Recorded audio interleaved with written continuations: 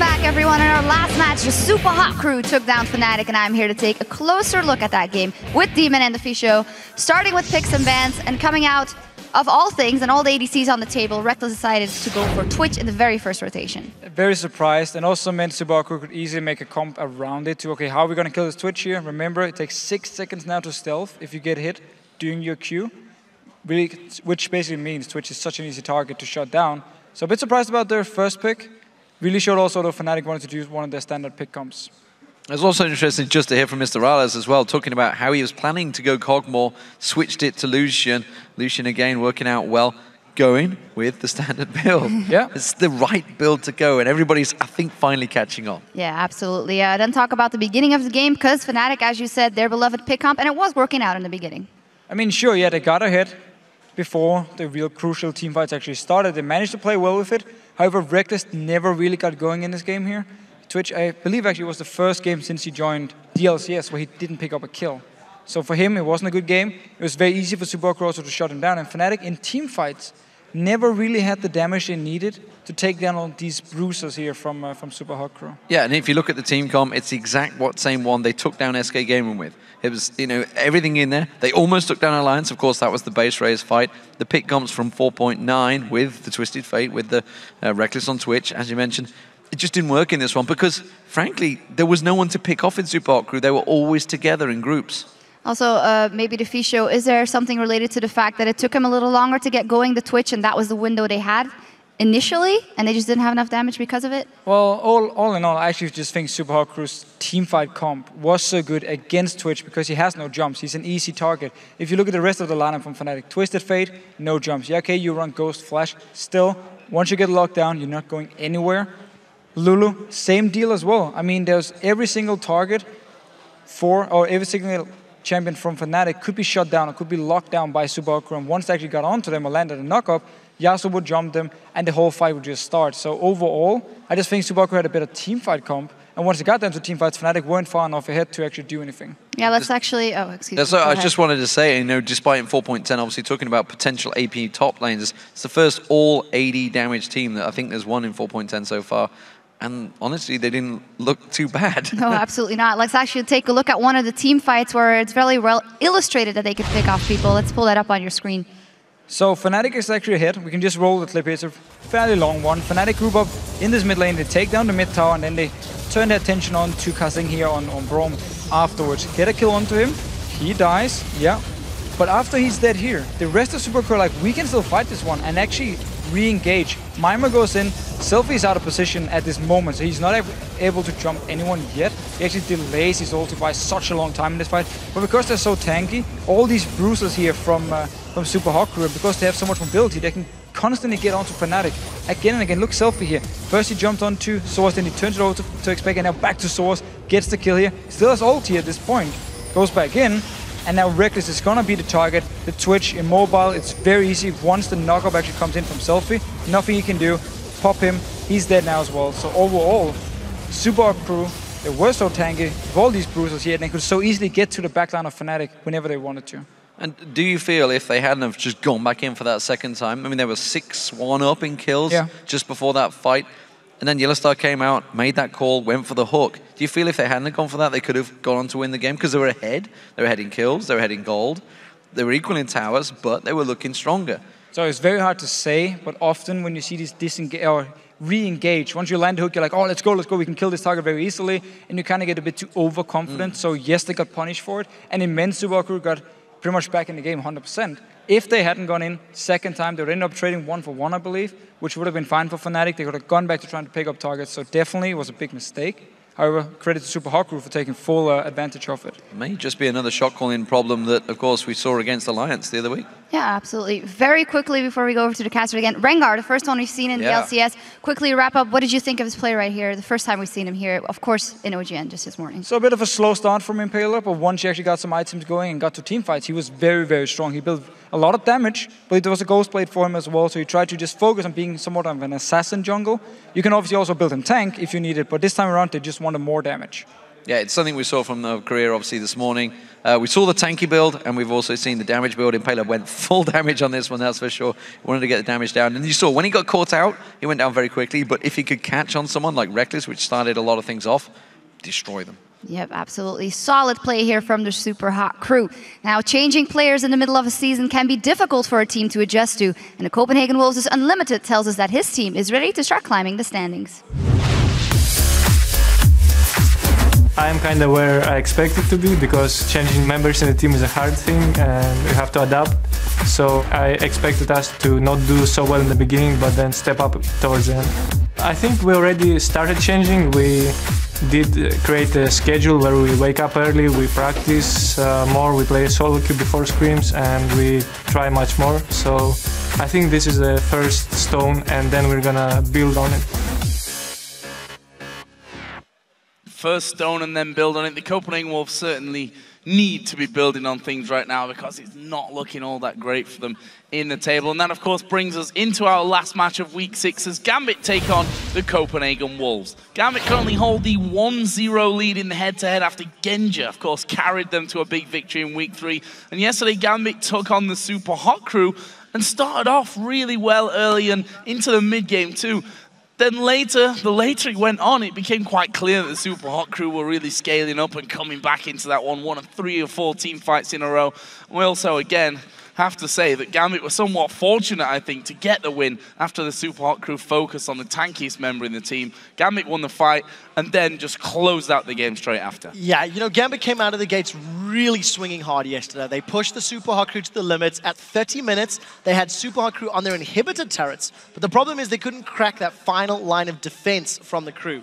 Gambit then began struggling, and the Jax Yasuo combo just became too scary to deal with. Now, while all of that action was happening, Nick really stepped up his game. His Karthus was incredible. He found a lot of last hits, and with a strong early start, he continued to make Super Hot crew's life very difficult.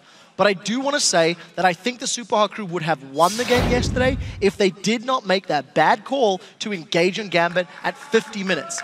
You can argue who deserved the win based on how they played, but you can't deny that without the misplay, Gambit were not looking like they were going to close that game out. And on the other side, the Wolves' woeful record continued yesterday as they were picked apart against Fnatic.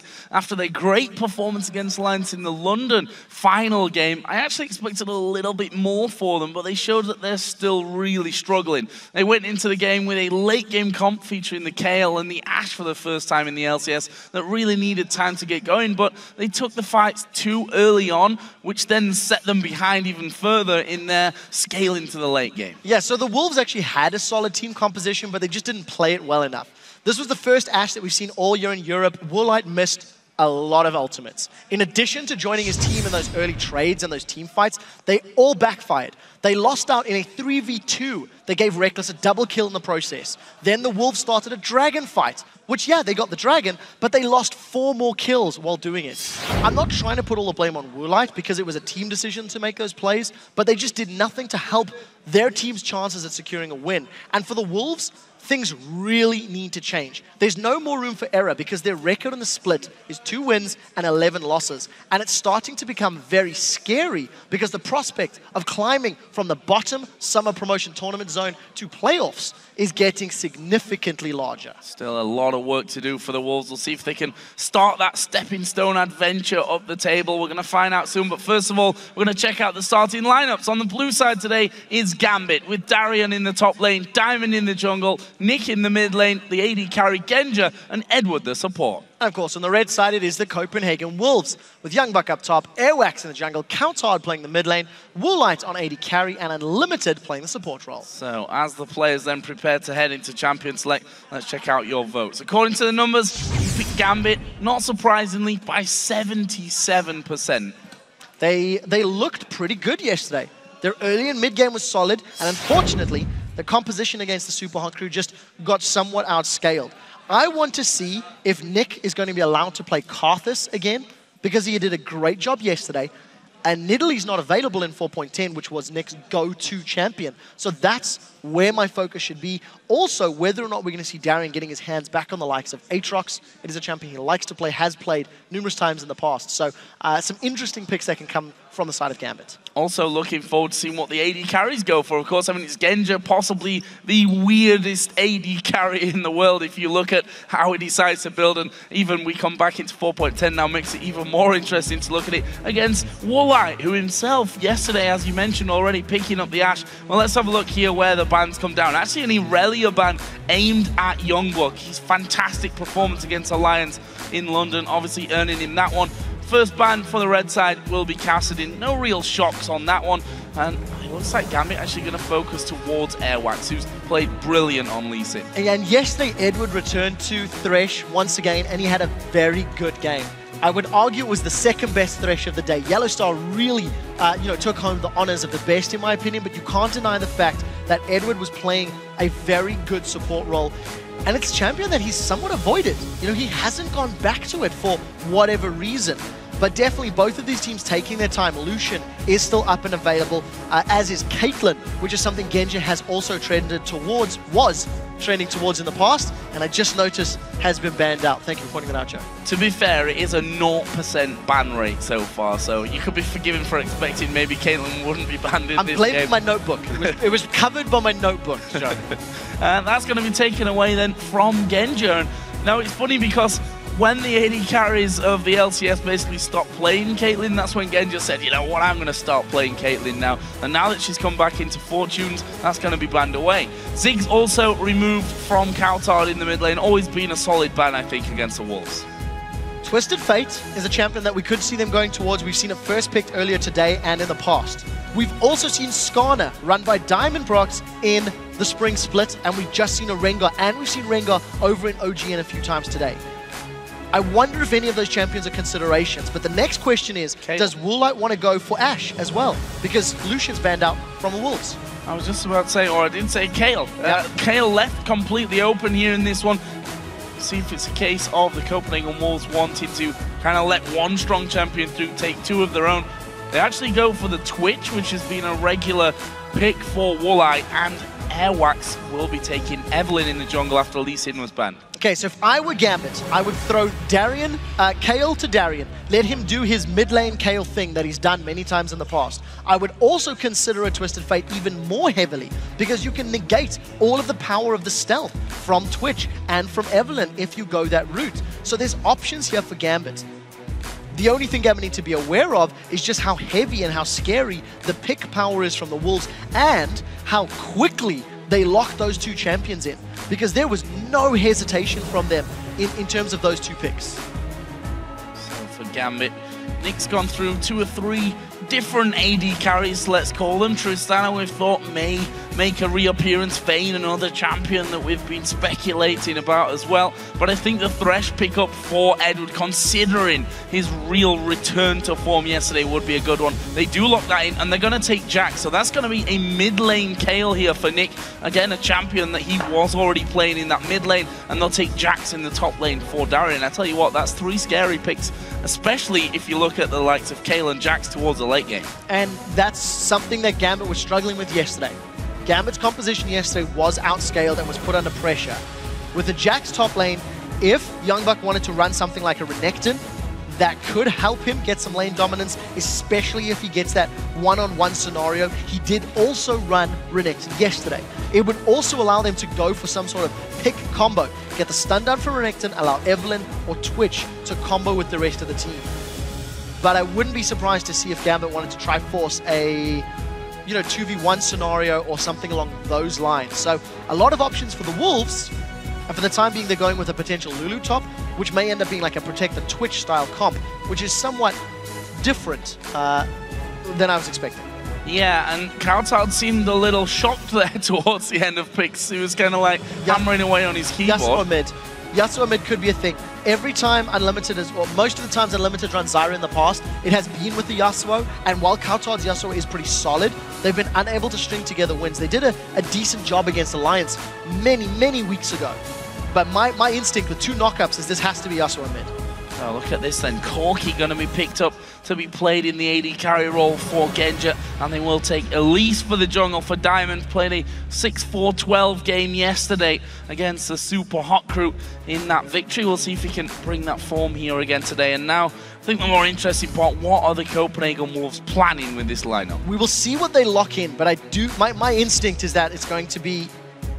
Oh, is this a Zyra mid lane now? Okay, we'll see in that in a second. What Gambit have put together is a lot of mixed damage. Kayle, Thresh, Kayle, Jax, and Corki are going to do a lot of both physical and magic damage. And you've got armor shred from Corki, you've got the percentage reduction from Kayle's passive as well. So all of the damage they're going to be dealing will be very difficult to itemize against and prioritize. But for both Jax and Kayle, there is a long time between them starting and then becoming terrifying. So Gambit can't afford to fall behind early. They do have the supplement of having a Thresh Elise, so it allows them to find picks and find kills early on, which may play into their favor. But again, the lane matchups are going to be incredibly interesting. I don't know why I said it's going to be mid lane Lulu. I just had a complete brain fart a second ago. It's okay. We have seen cowTard play Zyra in the past, so that may have thrown you off there a little bit. YoungBuck, of course, going back to his old trusty Renekton for that top lane matchup against Darien, or maybe not, depending on how those lane swaps come in. But Twitch Zyra going to be the lane here for the Copenhagen Wolves. I don't see much damage on the Wolves side. Renekton's going to fall off. If Evelynn builds tank, which is what I'm somewhat expecting, Lulu takes a long time to hit a damage spike. You no longer get 2 Glitter Lances off. So if the Copenhagen Wolves are unable to protect Woolite in these team fights, they're going to be in a massive amount of trouble. They do have peel from both Lulu and from Zyra, but Copenhagen Wolves have gone all in this hold the line and keep Woolite alive. And I do think it is very risky for them. They do have strong power in the early game with Renekton, with Twitch, even though he's been hit in the laning phase, can combo very well. But I do think the rest of the comp is fairly low on total damage. See how the Corki does as well in the hands of Genja. Well, guys, with these particular picks in there, do you still think that Gambit have got what it takes to win this game? Tweet to @LOL Esports with the hashtag GMB win or CW win. We'll see if you guys change your mind. 72%, if I'm not mistaken, it was just previous to the game. In the 70s, 77, I think it actually was. So possible little switch around for this one, but I think considering form, the Wolves only picked up 2 wins out of 13 so far. Number 1, they're not looking great. Number 2, they really need from somewhere these wins, because I agree. You start getting to the territory where it's almost impossible to be climbing up without going on a massive win streak. Yeah, I completely agree. And when you look at this team comp, you do feel the later this game goes, the better Gambit's opportunities will be. Keep in mind, though, that as the game continues to progress, Woolite will eventually outscale Genja, which is great, but Woolite also needs to get through both Darien and Nick in that role. And you know, we need to see how well the Copenhagen Wolves handle their opponents, because yesterday they were pushed around quite significantly. Well, going to find out here as we get into game between Gambit and the Copenhagen Wolves. Will be seeing anything interesting at level 1. We've actually seen the pink ward picked up there for Diamond, who at the same time also forgot to get his trinket. Yeah, trinket not necessary for this moment in time. That may also mitigate any sort of team-based invade. You can see that Darien is moving very aggressively, going to get his trinket ward down in the red buff area of the Copenhagen Wolves. 30 seconds until minions And luckily, all of the Wolves ran over a ward, so Gambit completely aware of their opponent's positioning. We've also seen Gambit actually go for these sort of fights. If they're aware of where their opponent's positions are, they're not afraid to challenge. And look at Darien, they may consider moving in. We'll have to see. Well, waiting off to the side here. Diamond coming back out of the base with his trinket ward in there, but the Wolves all going to be walking over that ramp ward, and that will signal to Gambit. Okay, the Wolves backing out of this one. Are we going to see a standard start for them? Diamond in the tri-bush, so they may go a little bit later and do some harassment onto the blue buff start. Or they may just settle in and say, okay, we're just going to have the red and be done with that one. We'll see in a second. It actually does look like we'll have the junglers very much solo, at least for now, starting off their blue and their red buffs. So the Copenhagen Wolves mirror Fnatic strategy from the previous game in terms of invade, drop 3 wards, and look for information on the lane matchups. And with the education or the information that they gathered from the invade, they have opted to initiate that lane swap. So they put their Twitch and Zyra up against Darien's Jax in the top lane. And I'm interested to see if either team's going to go for any sort of tower push early on. But look at the damage onto Darien, just completely zoned away. Also remember, Diamond's got Elise, so early dragons, definitely a strong possibility for Gambit.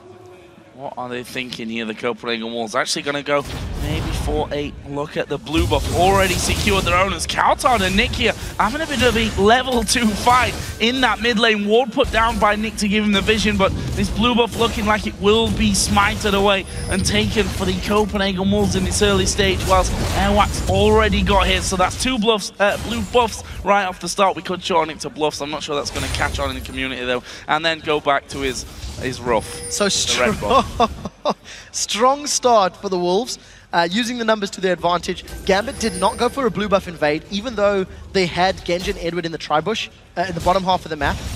And it's more important about, you know, delaying and slowing Diamond down, but they're arriving too late to this bluff, as you were calling it, Joe. I do want to see at what point they start the Dragon.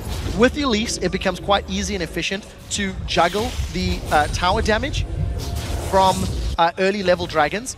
And interesting, Darien already uses his teleport to the minions in the top lane, not to the tower, so it's going to be a longer cooldown.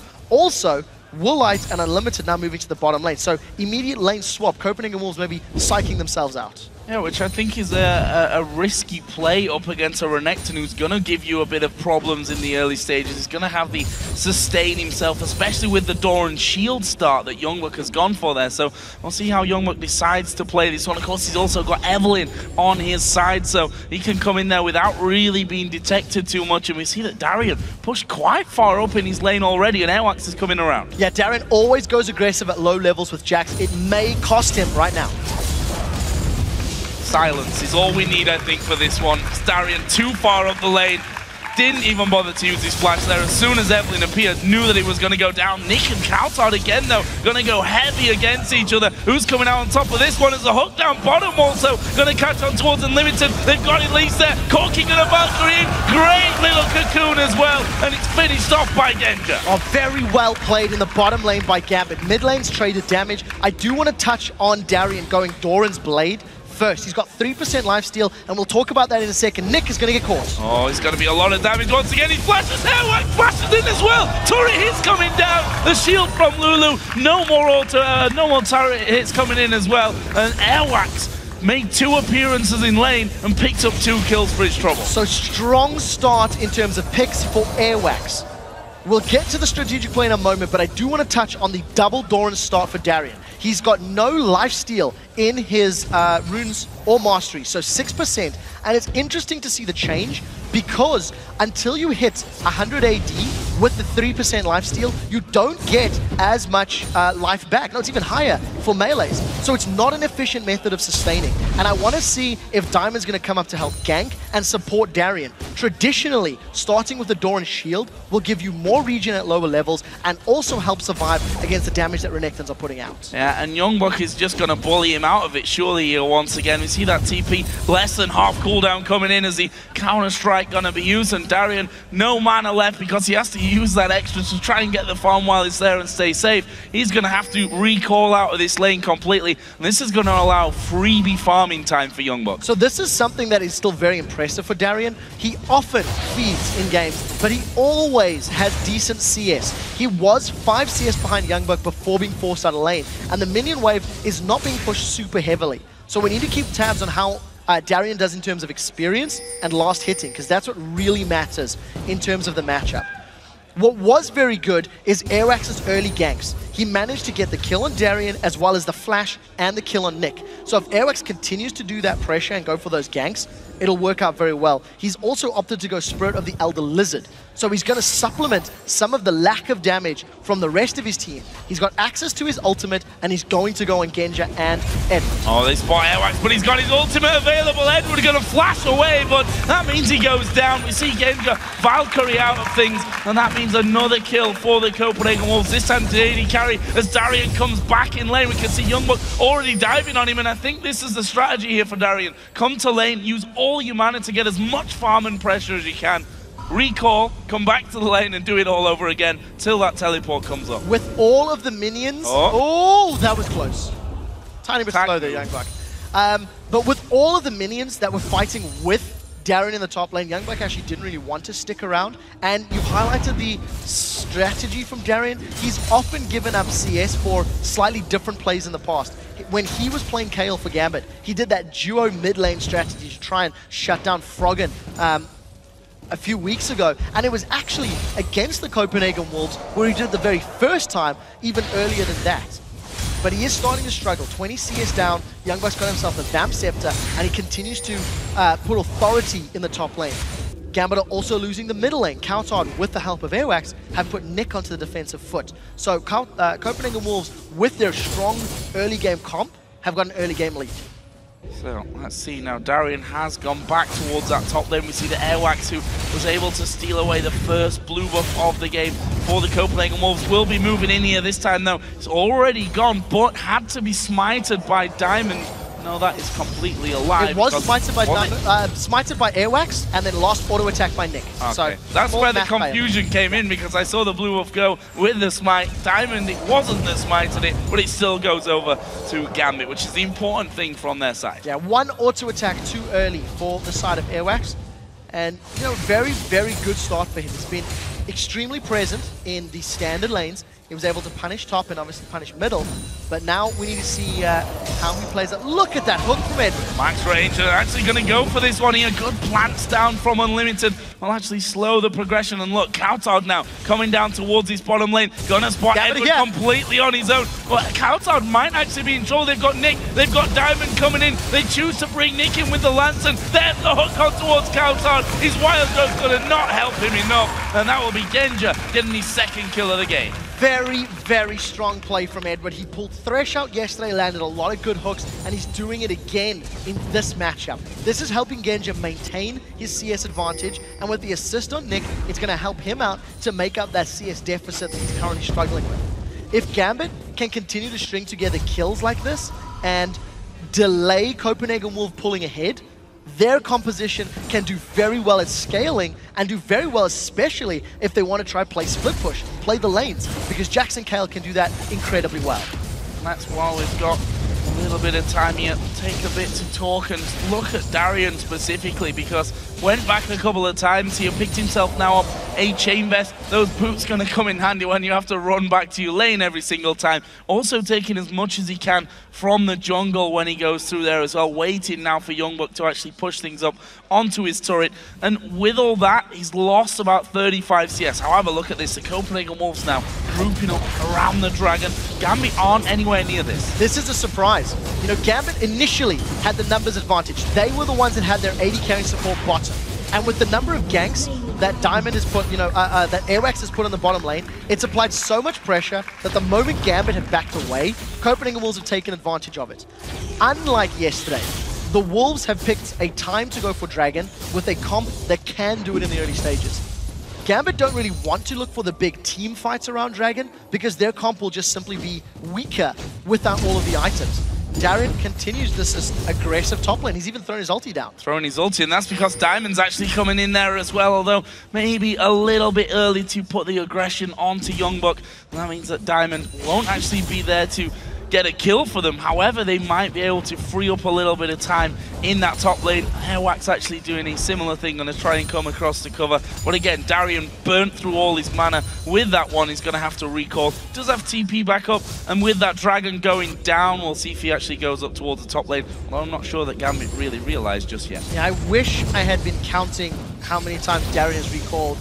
Unlimited even blocks the death sentence by a very smart usage of the plants. And you know, Zyra is a support, we are seeing him more and more, but I do want to highlight that there's a difference in AD carry items after this fight in the mid lane.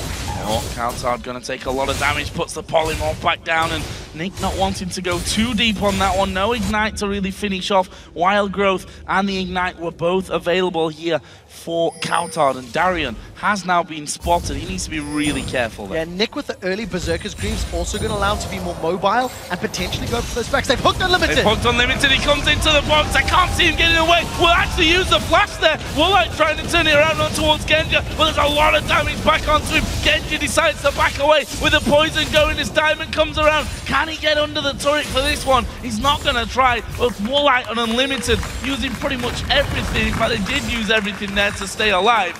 In the end, that's probably going to cost them the tower. It does look to be the case. Diamond decides not to flash forward, and Genja, with the summoner heal, is able to survive the poison. But Dragon is not there yet. It was secured by the Wolves. So Gambit, unfortunate to not pick up a kill. We do see them at least pushing Woolite and Unlimited away. But you have to give props to both Eduard for the Death Sentence, Flay, Box, everything. And the same can be said for Unlimited. He put the Stranglethorns down. He mitigated all of the damage that could be put out. Now, drama's not over yet as Airwaks is coming from behind. They've got Woolite! Oh, they got Woolite. This could cost him his life this time. No summoners available to keep him alive. And actually, Genja taking the Lantern. I thought they were going to keep going on to Unlimited. They decided to stay in that lane with the wave pushing up against them. It's going to cost them another kill. Genja at 3-0-0. Dangerous territory. Deficio would call that a sneaky play. And with the kills that Genja's worked towards, he's going to accelerate the rate at which he gets his Trinity Force. Yesterday, we've seen a Corki, Trinity Force, and Blade of the Ruined King. So we need to see how Genja decides to itemize, because obviously with the changes to Bloodthirster, significantly less ideal, because you don't have all that bonus attack damage or the burst on Corki. I'd actually argue that it wasn't even sneaky, that play. There was a red ward in the Tribush that Eduard walked right over the top of. And then he snuck around the side. I mean, they just done all that damage to them. Were they really going to back away once they realized that that dragon wasn't there? Either way, it doesn't matter, because Darien here is going to be possibly out of position. Will use a flash, though, to get back behind his turret. But again, ultimate use, flash use, and that teleport as well. cowTard had started to come up towards his top lane, but there's not really going to be anything for Darien to do about that tower. cowTard's going to come over and try and hold on to his mid one, though. The thing is, with all of the pressure that Airwaks has put in that top lane, it has meant that the bottom lane is going in favor of Genja and Eduard. The ganks have been slightly more effective. Yes, Airwaks ganks have been strong, but they haven't been getting them map presence for the time being. Gambit have got a lot of damage onto that middle and bottom tower. So if and when Gambit decide to focus the objectives down, they will actually accelerate ahead of the Copenhagen Wolves in gold. But the problem is, or the thought process for the time being, has not been that. They seem content to continue farming, try buy some more time for Darien to be relevant. And if you look at just the matchup, that's a Chain Vest and a Phage against a Blade of the Ruined King. YoungBuck is going to decimate people once he's above 50 Rage, or Fury rather, and uses that Empowered W. 3 strikes, 3 times 8% current health. That's going to hurt a lot. And Airwaks is now stalking Darien. Actually, technically, it's being stalked by him. That Darien won't know that one, and Darien actually decided to put down his Trinket Ward and jump away to safety. And you have to feel for him, has been focused a lot in this top lane up until now. But look at this, Gambit actually invading on the enemy blue buff, will take it. However, they are going to be getting the turret as well at the same time. So overall, really nicely working out as Woolite going to get Cocoon. The hook had already come out. And there was the stealth coming in. Actually, Unlimited gone very deep on this one. He did put down the Stranglethorns. YoungBuck going to teleport in at the bottom side. They get the kill there onto Unlimited. And Eduard will also fall down. Can they now get in towards Genja? No real big CC to help that out. And Diamond is actually on top of that ward that I was talking about there before. Turret, of course, did die. Now Airwaks has been spotted out by Nick. There is Diamond diving in. YoungBuck going to stun him up. This is a lot of damage and a kill for YoungBuck. That was a great flash from YoungBuck. That was a near point-blank cocoon that he just anticipated, and once Diamond started the spell animation, he hopped straight over it. Got the kill. Thanks to the kills and the usage of teleport at the right time, Copenhagen Wolves will have access to the second dragon of the game. They will, however, be losing their top lane turret if they stick around, because Darien has had a lot of time to melt that one through, and it should be falling. It does just fall. So kills plus dragon in reply for a tower, and Gambit have evened up the gold until, of course, this objective goes down. There's a ward there, but are they going to be able to get into range? It might have to be Genja with a stray rocket that finishes off this dragon if Gambit are going to fight for it. They're not going to fight for it. The hook came through, actually landed onto the plant there that was put down next to the dragon. And the Copenhagen Wolves take their second dragon of the game. Wow, Genja's completely solo, pushing into enemy territory. 4-0, Trinity Force, no boots. And effective gold is 1,000 over Woolite. Thanks, of course, to a massive CS advantage. And he's sitting on 1,600 gold. So I'd like to see if maybe Genja decides to opt for an Infinity Edge as his next item. Just relying on the 6% lifesteal from Doran's. Of course, Genja, you can never predict his itemization in game. And the Wolves have done well. The Wolves have created good opportunities and they've established dragon control.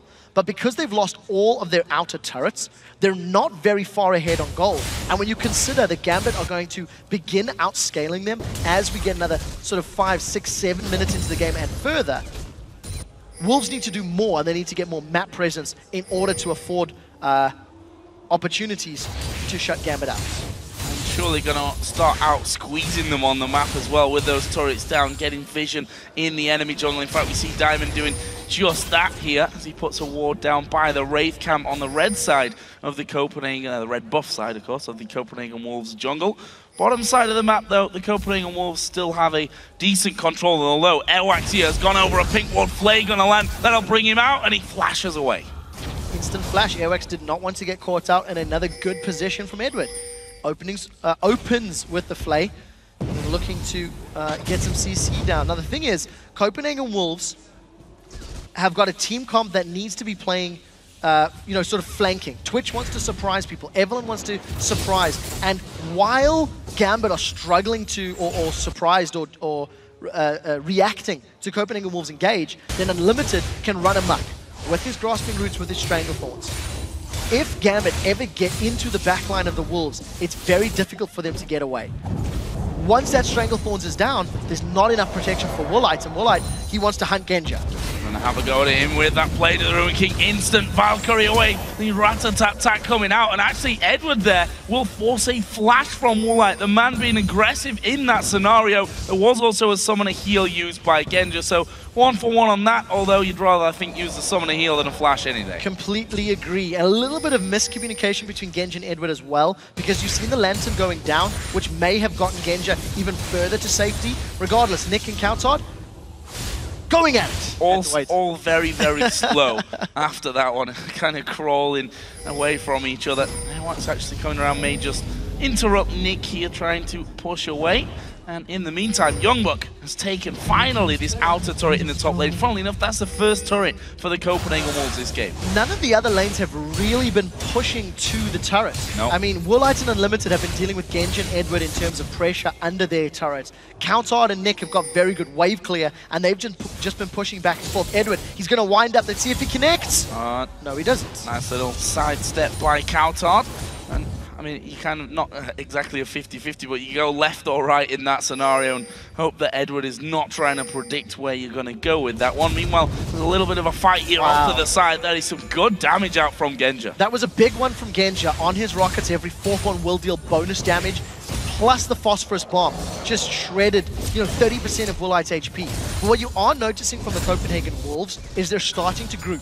With the top tower down and teleport almost available for YoungBuck, it feels like the Wolves are now trying to group up, get vision, and maybe force objectives. Maybe try to take advantage of their team comp in certain areas. Because of the power of Spray and Rat-a-tat-tat, as well as Stranglethorns, as well as even Agony's Embrace, if the Wolves can force Gambit into some tight corridors, maybe the jungle, maybe the Dragon Pit, it allows them to amplify all of their sort of AoE abilities and AoE damage. So for Gambit, it's very important not to death ball in a single location, because they do run the risk of getting hit by all of those AoE spells. I'm interested for this next Dragon fight as well that's coming up. We see finally a Trinity Force has been completed by Darien. It's been a long, arduous road to actually getting up there and getting that first major item in. Still a good chunk of CS behind that of YoungBuck, who's quite frankly been alone really on his island, apart from when he's TP'd in to those fights down by the Dragon. And look at this, Gambit already starting to get those deeper wards in that the Copenhagen Wolves can't really get away from because they've lost those turrets. Airwaks is waiting for the rest of his team to actually get into position here, but Gambit waiting inside of that brush. Genja's safe. Yeah, Genja manages to get away. The rest of Gambit can respond, and they've started the fight. Oh, here comes the teleport down as well. Actually, the Wild Growth was used very early. Strangle Strangle Thorns coming out, but Darien dives into the middle of them. Won't quite finish off Unlimited, who went very low. Edward surely will fall. YoungBuck gets that one. Darien has to flash away, but the Copenhagen Wolves are going to keep going. They managed to get that one as well. It's Airwaks that goes on the killing spree. That's a 2 for nothing, and at least an outer turret. Yeah, but look at Nick. He's been left uncontested in the bottom lane. They may be trading turrets. The rest of Copenhagen Wolves have decided to back away. 2 plus a tower, and Nick,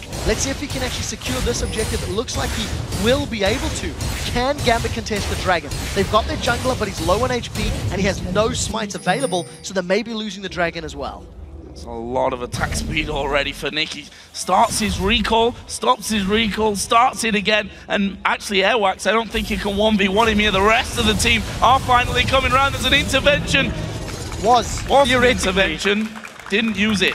Stunned up because of the fact that YoungBuck landed the CC before Nick could even get that out. He just gets melted. Diamond almost available with Smite. I think it's not even going to come off cooldown before Dragon goes up. The Copenhagen Wolves, they're sticking around. The damage that they've done, though, there might be enough of them. There's a wild growth coming on towards YoungBuck. Genja running amok at the back, and there's the rest of the team. Darien going to start diving in. Woolite will be the next target as the Valkyrie comes over. He gets another one. YoungBuck's on top of a wall, and he gets it with the hook through the wall there at the end. It leaves Genja unstoppable. 3 men down as well for the Copenhagen Wolves. 5-0-1.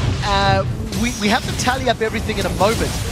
But this was very risky. Gambit engage 3 versus 5. And even though Darien does join for cleanup duty at the end, there was always going to be casualties. What it does mean is Gambit lose the Dragon, they lost the inner turret, and they managed to get a kill. But you're noticing on the picture-in-picture, this is going to be a Baron. So net gain is completely worth it for Gambit. They come away with the Baron. This isn't going to be stolen. It shouldn't be stolen by Unlimited. Very, very small play. Can Darien get away with his life? That's the question. Strangle Thorns coming out there as well, and Darien knocked up, but not the damage, of course, from that support Zyra, although he has got Leandra's Torment at this stage. We should probably notice that. So those plants actually do a little bit of damage in there as well. Either way, it's the first Baron of the game going over to Gambit, but the Copenhagen Wolves still have a gold lead, still have kill lead, but Gambit is starting to get to that position now where they really, really have ramped up, and we see Hurricane added into that Nashor's Tooth. Of course, Darien's going to be getting stronger as we go along as well. The whole Gambit comp is going to continue to get stronger. And the thing that we noticed is that whole Dragon Tower play I initially thought was quite bad. But because Gambit were able to secure the kills, they had calculated if we can get Kayle and Jax to get out of this one and get to the Baron, this should be a fairly safe Baron, which it was. They secured it, they didn't lose any members as Copenhagen Wolves were responding. Keep in mind that Jax, Kayle, Elise, Corki are going to keep ramping up. And in terms of items, Diamond has gone full support. He's gone, Spirit of the Ancient Golem plus Aegis of the Legion. We've seen another support Zyra rushing Leandri's Torment. And Eduard, he's also working himself towards that Randian's Omen. So you've got a lot of tankiness being built up along with the damage amplification that Gambit already has. So Copenhagen Wolves, while they're 1,500 gold ahead, I feel like they need more gold than that in the lead to stay relevant against this composition of Gambit. Other items coming in, Infinity Edge for Genja, and I mentioned at the start of the game that Genja carried the Gambit team to their last win against the Copenhagen Wolves, and it's not looking like it could be a different story this time around. 5-0-1 for him. Gambit now move up onto that inner turret in the mid lane. Lot of poke, dangerous poke at that going to come out from Genja. Yeah, and notice the importance of that frozen heart for YoungBuck. There are so many members of Gambit's team that rely on auto attacks. We'll see how effective that is. The rest of Gambit, they're forcing the tower down. Strangle Thorns not available for Unlimited. Airwaks coming around the side. YoungBuck going to go into the middle of them as well there with a wild growth on it, but he's been absolutely destroyed. Nick will have to flash out. It's a 1 for nothing there for Gambit, and it looks like they want to retreat. cowTard trying to keep up with them. The hook doesn't quite connect for Eduard. Well, look at Gambit, they're turning this one back around. They've got the Baron on. They know they're going to have some regen coming in. Airwaks is actually trying to sneak around. I thought he was going to go for the blue there, which he would have certainly lost. There's another hook. I'm not sure why he's there, though. That's the problem that I have. Why is Unlimited hanging around for that one? They lose the tower. Genja now dominating at 6-0-2. The rest of the team was not in front, and Unlimited just eats a death sentence and is taken out. Gambit have not stopped the pressure. They've got so many auto-attackers that they've shredded 50% of the HP away from the inhibitor turret. At 27 minutes on the clock, with the gold lead or the gold items that Gambit have accrued, they are no longer the weaker team on the map. And because Copenhagen Wolves have invested so much in this comp into protecting and keeping Woolite alive, the rest of the front line needs to stay up. They're not doing it, and the team is weaker for it in those team fights. I think there we saw the problem of having that frozen heart when you've got no real HP behind it either. I mean, the Giant spell is picked up after the fact there. YoungBuck dove in thinking, okay, they're going to be reduced here. Reduced damage for all is a great thing, but he dies far too quickly as the main tank in that fight. And keep in mind, you need not only a ton of HP, a ton of armor, and you also need a ton of magic resist. Because of all of the mixed damage that Kayle, Jax, and Corki are putting out.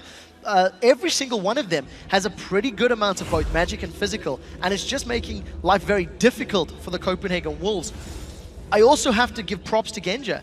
While he's played on the outskirts of risky positioning, he's not given up a death yet. He's always landed those last hits when he needs to, and the rest of the Gambit team are picking their team fights very, very effectively. They've always come out a net gain ahead whenever they've initiated combat scenarios. So what's next here for Gambit? They've lost that Baron buff now. So that's not going to be too far away from coming up. We see 45 seconds until the next Dragon of the game is due. And of course that gold lead has, since that Dragon, that Baron and the subsequent tower kills and kills overall, has swung over back towards Gambit's side. Up 5-2 in turrets overall.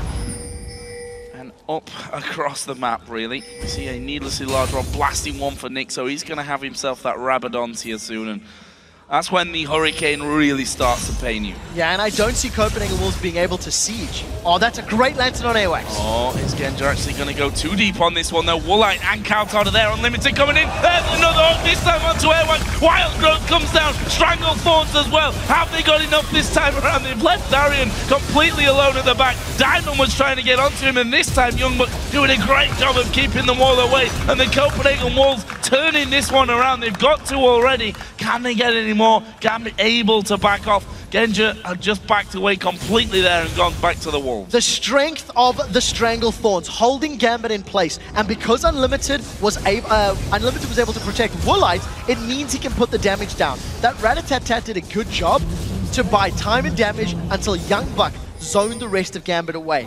It is a good fight for Copenhagen Wolves because they get the tower as well as the dragon.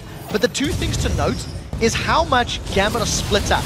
YoungBuck completely zones away Genja. He slices and dices through everybody, and Darien and Diamond are not able to take Woolite out. So YoungBuck is sitting amongst 3 members of Gambit, and it just allows the rest of the team to clean the fight up afterwards. And it's given Copenhagen Wolves a small gold lead, but you still feel like they need to catch Gambit out of position a few more times, just like that, if they want to get more control of the reins of this game. Building that gold lead back. We actually saw a second Frozen Heart now picked up, this time for Airwaks. See how that really lends to these fights with 45 seconds. Not until the Dragon this time, but until the Baron comes in. And that is going to be a big thing in this game. Not something that the Copenhagen Wolves can afford to be giving up for free. No, they can't. And I do want to say that this is the first Kayle in Europe 4.10 that we've seen go on the Hurricane build first. The 2 Kayles that we've seen yesterday did go for the burst build, Death Cap into Lichbane, etc. So Nick's still sitting with a consistent sort of shred, multiple attacks. And also, Darien still no Blade of the Ruined King. We do see Gambit, they're looking for an engage, they found the Wolves. See Airwaks there getting the Wild Growth on him, but again, Darien goes down to half HP before anything happens. They've got Genja at the back as well. There's the shutdown for Woolite. Edward going to be forced out by YoungBuck, and the Copenhagen Wolves take out the AD carry. Can they get any more? Gambit are backing away up the top of the river. I think the Wolves are going to go for towers. That's the second fight in a row where Gambit have chased the Wolves and they've been shut down by Unlimited zoning. And in the time frame that Strangle Thorns is channeling, the Wolves win the team fight. They get a kill onto the most fed member of Gambit, zone away the rest, and open up the inhibitor. With 15 seconds on the clock, they might be brave enough to stick around for the inhibitor itself. In fact, it's not brave because they've got it uncontested.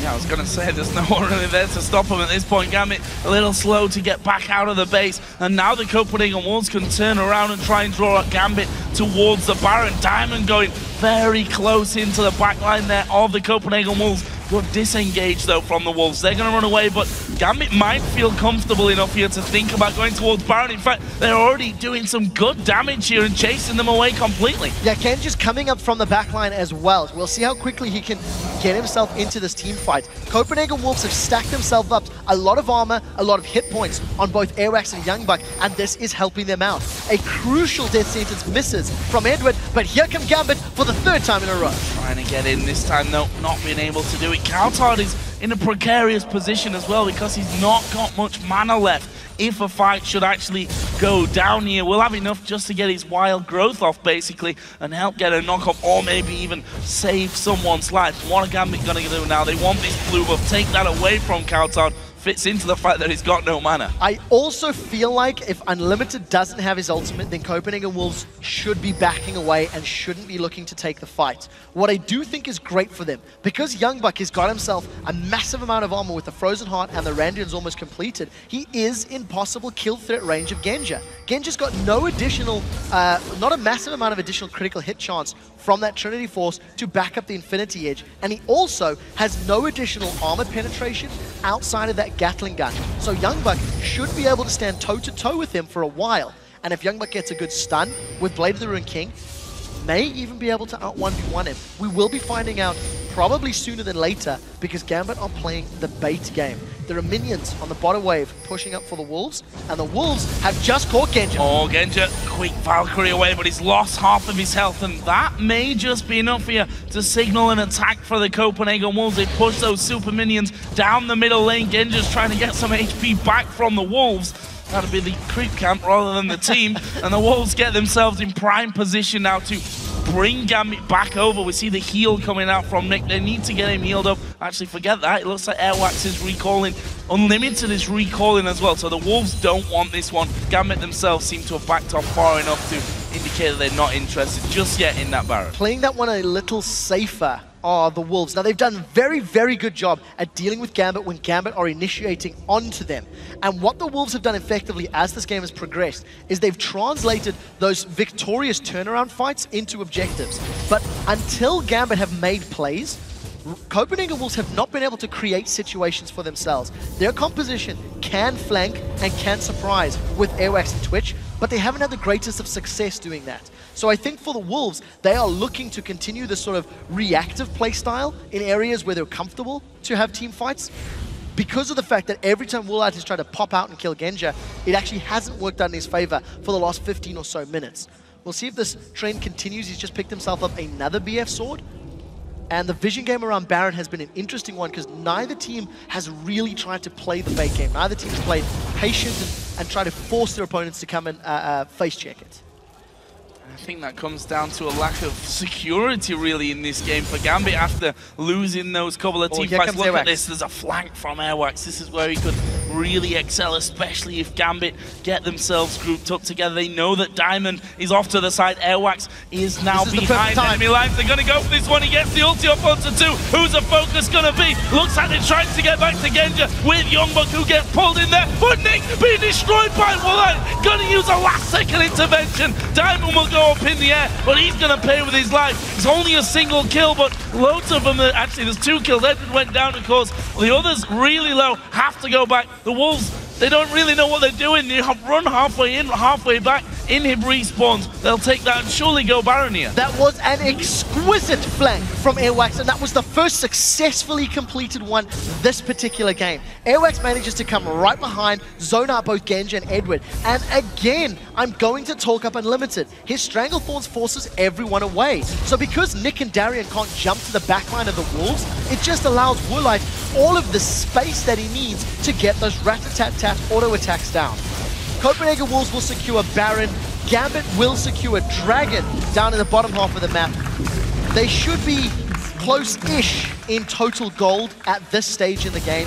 But again, Dragon's late game value has been decreased. And you can see Copenhagen Wolves accelerating further ahead. It's 4,000 gold. But they have just had better team fights multiple times in a row, thanks to the power of the wild growth and the Stranglethorns. Gambit need to find better picks and better ways into the backline, because every time Gambit have tried, they've been completely thwarted by Unlimited. They're picking the wrong times to team fight.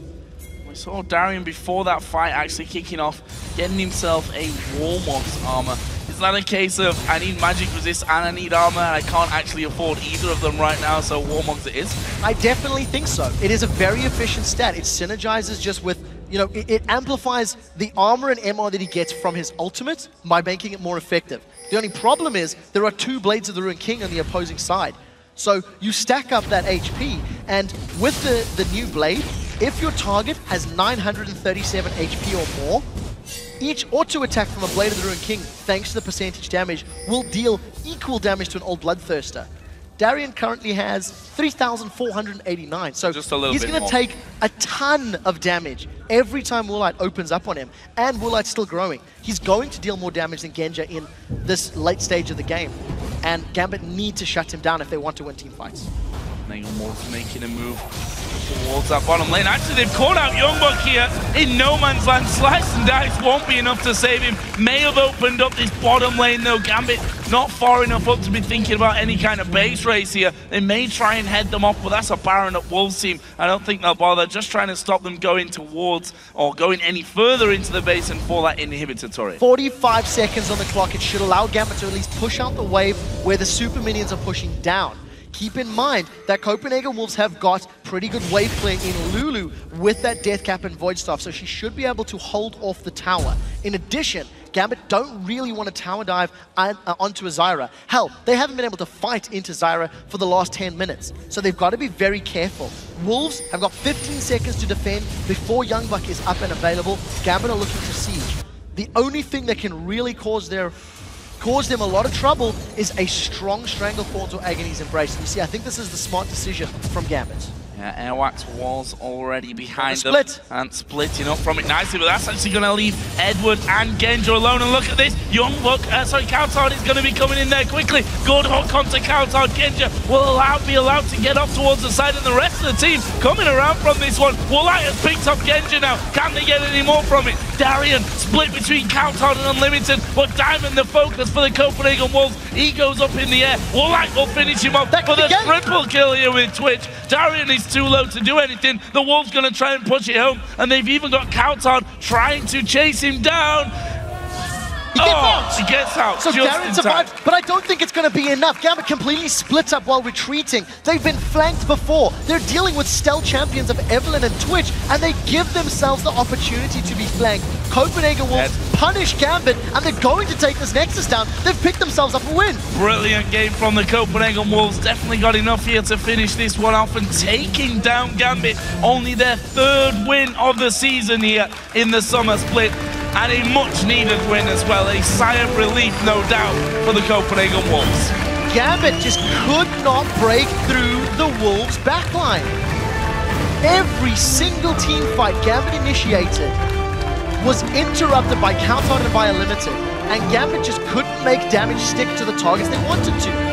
Woolite ends that game 7-2-9 after you felt like you had little to no presence in the laning phase. Just comes back in the mid game so solidly, and I think Gambit's team fights really need a lot of work that game. Howl of the Wolves, not a sound that we've become accustomed to hearing here in the summer split. Just the 3rd win that they've picked up. Still a long, long road ahead of them, there's no doubt about that one, but definitely a confidence booster to beat a team like Gambit, who themselves not exactly in the finest form, still trying to rediscover themselves with a new mid laner. And the problem there was just calling and focus. Because one thing that you found is every time Gambit did initiate a team fight, it was into Zyra with her ultimate available. One of the key things to do against champions like Zyra, like Ziggs, is try to bait out those ultimates, get them down, and then abuse the window of opportunity while it's on cooldown. And it just never happened. You always seen, you know, Nick and Darien jumping in, instantly getting knocked up, and then on the retreat, being run down and chased down by that Evelynn and Lulu. And I think it looked hairy in the 20 to 30 minute mark for Wolves, but as soon as they won like 1 or 2 team fights, they were able to shut the game out. One thing as well that I don't understand about that scenario is why don't you put a pink ward behind you as you start to push up the lanes? Because that's going to spot the Evelynn early enough, and you're going to be able to move away before they can collapse right in there on top of you. If you have to sell your Doran's items 40 minutes into the game to buy some pink wards, then you should do. It's something that Krepo goes out of his way to rant about because it is so important. And when you've lost a team fight because Evelynn has flanked you from behind on your half of the map, don't split up into groups of 2 and 3 while you're leaving the enemy inhibitor turrets. You've been flanked before. If you don't have vision on Evelynn, she's looking to flank you. Just assume that. Work under that operation. And if you stick together in a 5v4 situation, the realistic chances of them jumping are much, much lower. Well, the Wolves finally picking up another win here, going 3-11 in the table. But for now, we're going to check in with Shox, who's on stage with the Copenhagen Wolves' cowTard. Thank you very much, Joe. First off, congratulations on a well-deserved and needed victory, I believe, for the Copenhagen Wolves coming in here. Talk to me about the end of that game and maybe what, after the heartbreaking loss versus Alliance last week, what did you take from that and apply it to your decision-making in another close game here? Well, we tried to figure out who was stronger, we or them, and we noticed that, well, if we get the positional advantage, we can just destroy them in team fights. So we tried to get the Eve to come from behind, and the Renekton can double dash through to get to them. And by using this, we could set up really good fights.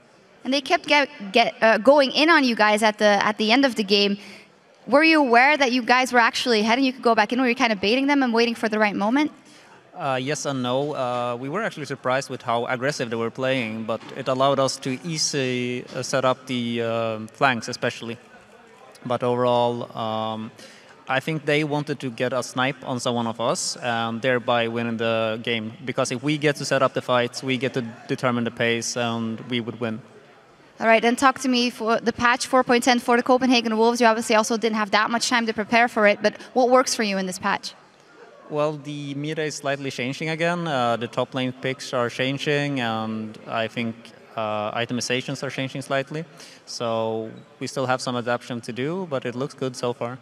Yeah, it does look good with this victory, and it was a very crucial victory for you guys, still in last place though. So I gotta ask you, what's the general thoughts in here in the team to step up? Is it more the fear that's in your head now about relegation, or is that something you just don't think about at all?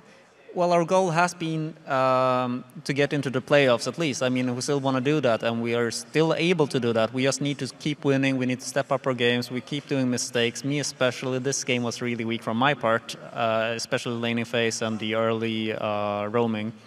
But I believe if we play like we did against Alliance in London, we could definitely win against almost every team. Self-criticism is a great first step. Thank you very much and congratulations. Thanks a lot. All right, it's time to wrap things up, so let's send it over to the desk to Joe and Trevor. Thank you very much, Shox. And as we close out week 6, let's have a look at the table and see where our teams have landed after a crazy week 6 of matches. Alliance, of course, continues to be untouchable with another perfect week, and their 5-game winning streak now keep them in first place at 12 wins and 2 losses. SK Gaming is still in second, although they're now 3 games off the pace at 9 and 5. Yeah, with the exception of Alliance winning today, every other game was considered somewhat of an upset. Millennium continue their run in third place, where they have 8 wins and 6 losses, having taken down SK today. Then we have Fnatic and the Super Hard crew now tied for 4th at 7 and 7. And here are the 5 players who've impressed us the most in their positions this week. Starting off in the top lane with Millennium's Kevin. He played a 3-0-9 Aatrox against SK Gaming today. Looked amazing. Yeah, one of the things that was most impressive was just how effectively he used his teleports and his dives. It helped Millennium pick up that win, and it's definitely playing into that pick style of gameplay that his team is trending towards. And in the jungle, Alliance has shook someone who's becoming a regular in our OP players at the end of the week. He was involved once again in 15 of the 26 kills over the 2 games for Alliance this week. Yeah, it is interesting to see it's taken him 6 full months to get to this level. He was the most anticipated jungler and has stepped up, able to make good plays. Arguably, though, it's the rest of the team that are really doing such a great job in helping Alliance win. And you might be right about that, because we have Froggen in the mid lane as well from Alliance. He had a 10 KDA in the 2 wins this week after playing an Orianna that had better stats today than in 3 games from the Spring Split and the Twisted Fate. Yeah, and of course that Orianna CS like a monster. 606, he hit 300 CS at 23 minutes and 23 seconds. He also picked up that epic triple kill down in the bottom lane. I think Froggen is even surpassing his Season 2 form in this split. And we're keeping up the trend of Alliance because our AD carry this week is tabs. 9 kills he's taken, 73% kill participation in the 2 wins. Played in the with the Caitlyn and the Lucian and just looking so on form. So the best thing about tabs is how he's adapted to the itemization. The Caitlyn that he played on 4.10, he went IE into Static Shiv and destroyed with it. The next day, he plays Lucian into Caitlyn, goes Ghostblade as well as Blade of the Ruined King, once again taking down Caitlyn. He's got the 2nd most kills as an AD carry for the week, and he was, again, a very big factor in Alliance's victories. And in the support position, a return to Thresh Prince form for Eduard this week. 26 assists he's managed to pick up over the course of the week. Yeah, his Thresh yesterday was really impressive, and the return of Big Boss Eddie on the Thresh is definitely something everybody else needs to be aware of. In the laning phase, this is the best we've seen Eduard and Genja in terms of syncing up and being an aggressive, scary bottom lane since his return to Gambit at the beginning of the year. The problem is for the team, the rest of the lanes are not as scary right now. And of those players, we've selected tabs as our MVP for the week.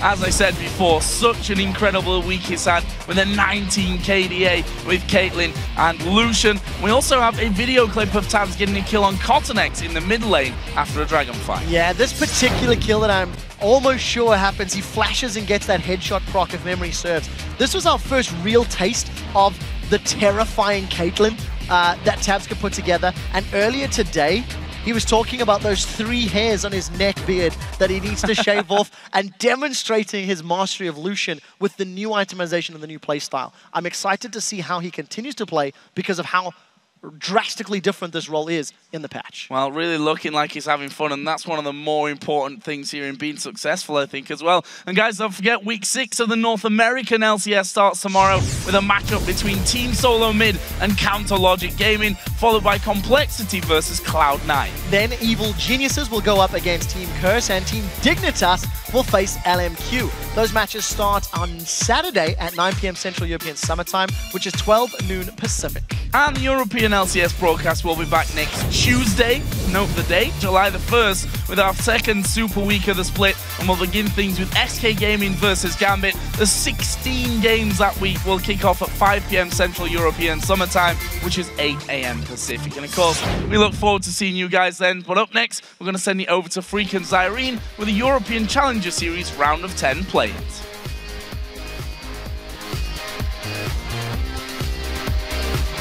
Actually, I need to shower. I mean, I need to shave. I'm getting a neck beard, dude. How are you getting a neck beard? You don't even have any beard. No, look, there's like... Damn. Oh my god, Jeff. No, that's pretty much nothing. There's like 3 hairs sticking out. Exactly, I need to shave those 3 hairs. Having to use everything he can to escape this one. He's going to get stun locked up there. The ultimate from Wicked going to catch him low. Is it quite enough? One more hit. Froggen comes in. He's going to secure the kill. Vander's on there now. Vander's taking low. Froggen gets on towards him. Tabs picks himself up a kill. They're going to ace the knockout right here, right now.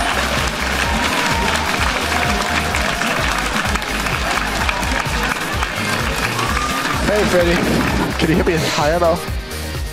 What? Am I loud or no? What? Oh, Freddy said something, put it in the show, guys. Where is Destiny going to go? Karim comes out the side, catches on towards Vesco. Candy Panda though, off the side, with the wild going through the damage, kicks in, straight away exploded!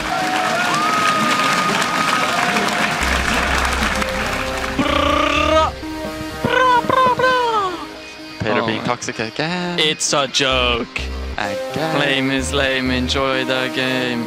So far, Fnatic have done a good job of that. The knock-up, Selfie dives in. Good wild growth for the Super Hot crew. Gonna focus on Reckless. Cyanide's the next one down. Peke off to the side. Can only gold card 1 man.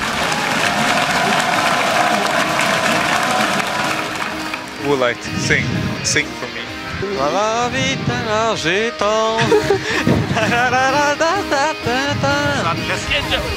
be allowed to get up towards the side, and the rest of the team coming around from this one. Woolite has picked up Genja now. Can they get any more from it? Darien split between cowTard and Unlimited, but Diamond the focus for the Copenhagen Wolves. He goes up in the air. Woolite will finish it.